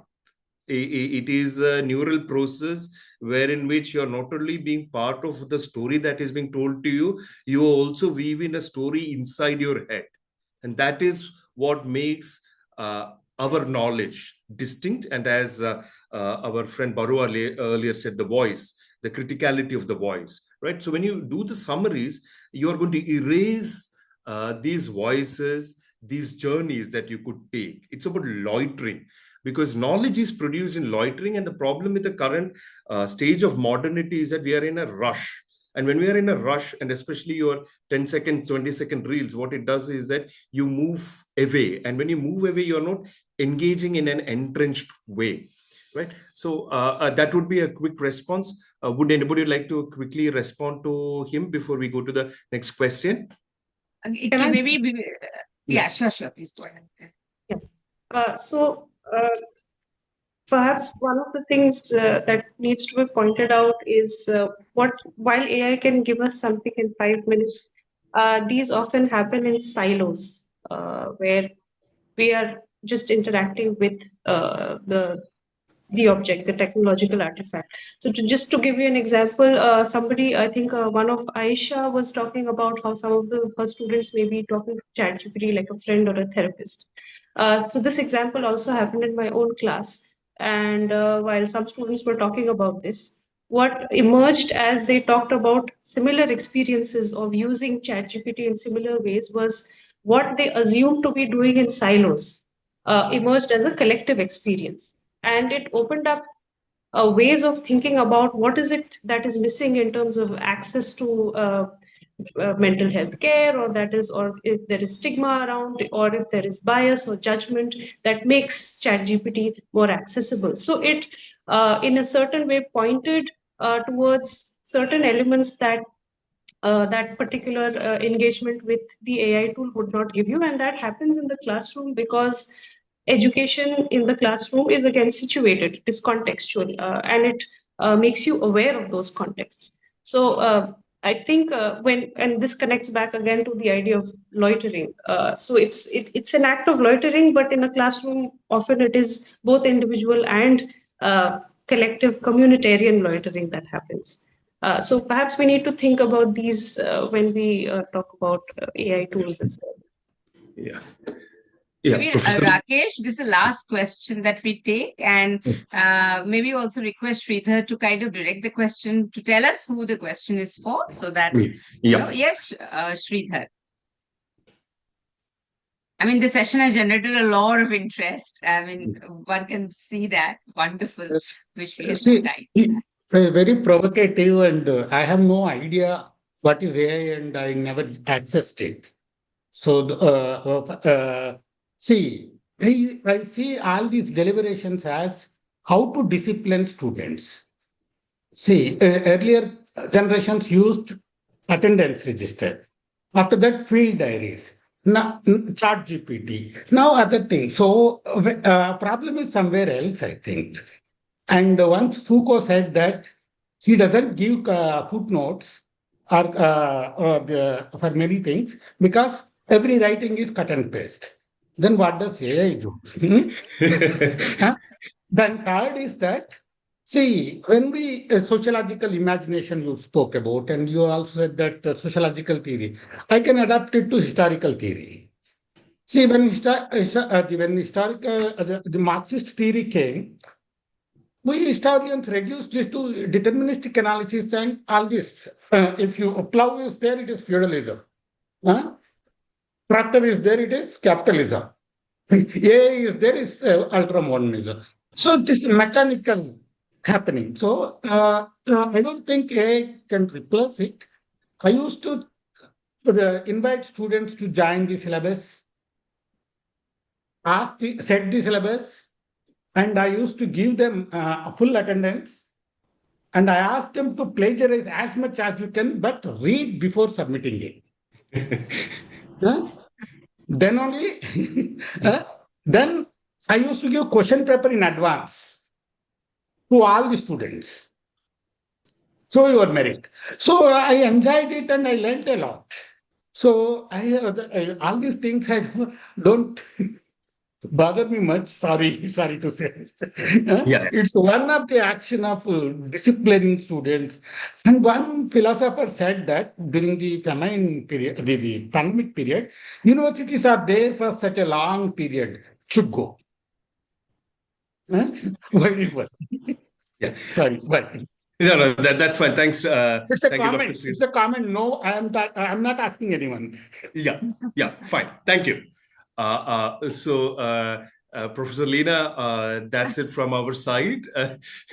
Thanks for the opportunity. No, not at all. I think it's been a little more than 2 hours, and what a fantastic session this has been. And before I begin with whatever a little bit that I have to say for 2 minutes, I think I must thank Sridhar for putting it out there. But just that we are all part of institutional frameworks, it gives us a bread and butter. And so we have to, how much ever we may be opposed to it, I think there are many ways in which we resist. But somewhere we know that we'll have to fall in line. And it just, I mean, I think it has gotten more difficult given the times we live in. Anyway, I think it was a very, very enriching session, so much food for thought and significant takeaways. And one of the most important things is AI is here to stay. And I really liked what Debapriya put it, that I think we need to understand the vocabulary well, the language of AI well, so that we will then be able to resist it in ways which are necessary for our students to be critical, to be reflexive, to interrogate, and not just to take it the way it comes. And of course, we are going back to ontological, those philosophical questions of ontology and epistemology, because when Suraj spoke about, this whole epistemic inequality, what is knowledge and how do we know what we know?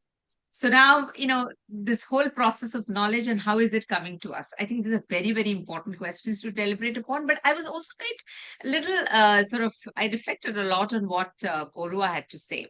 And, he says, you need to understand that this kind of people who don't have that kind of cultural capital, I think AI has given them that kind of tool and the sort of means to be able to engage with these things. And I found it a little in many ways paradoxical, because on the one hand, we are saying that it does produce a kind of inequality without doubt.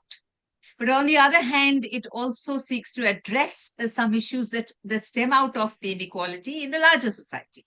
Right. And so that is something that one has to really think about. And when Professor Sambit also said that AI, nothing operates in isolation, right? And it's all a part of the society that we belong to. And therefore, in that sense, and of course, Roma also brought in, Suraj also brought in the idea of contextualization, how extremely important that is. And what was very, very interesting for me was this whole idea of customized experience. Nothing really fit. I was just talking to one of my colleagues today who writes very well. And I told her, you write very well, but why is it that it looks to me like PR? I mean, a colleague in the sense, not from sociology, but she was colleague in the sense that she's part of the admin. Says, why is it that it makes me look like PR? Nothing. It is not real. It doesn't look like it comes from the bottom of our heart. Where is the self in all this? Where are we in all this?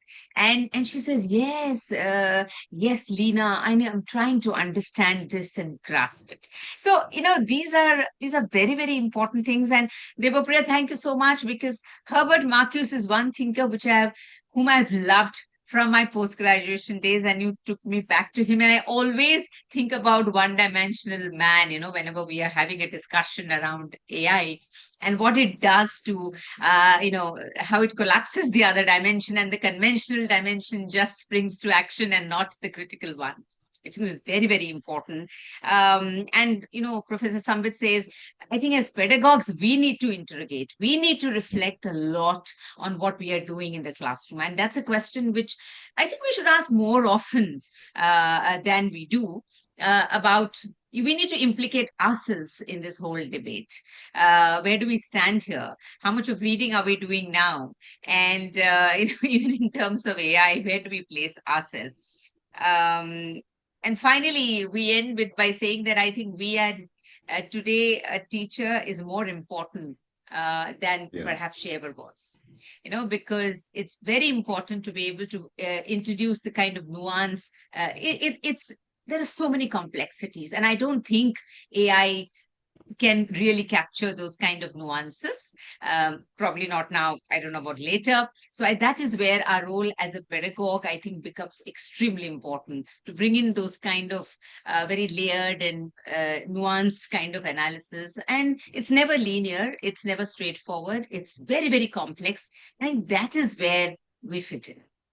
So thank you so much to each one of you for this lovely, lovely session. As I say, so much food for thought, so much to think about and reflect upon and engage with. We need to have more sessions. I think we need to have a series on AI now, and probably this was the first in a series. Yes, we need one on AI tools. We need to do a lot more for our young research scholars and students, especially when it comes to writing. And Rakesh, yes, I want you and your team to come on board for having those sessions on how we can use AI in a very responsible manner. Yeah. And that is something which most of our students are asking. And even we, I think we also need to know. I mean, there's so much to learn even for us, the pedagogues. Sure. Thanks. Yeah. Thanks a lot. Yeah, thanks a lot. Thanks to each one of you, and thanks to Indian Sociological Society, Professor Maitri, and of course, I always Boinu and Marcus. These are part of the society and provide us with this technical assistance, which is why we are able to have this. And yes, thank you so much. Thanks, Professor Leena. Yeah. Thank you, Professor Leena Pujari. Thank you, Rakesh. Bye-bye. Take care. We'll be in touch. Sure. Bye-bye. Yeah, bye. Bye.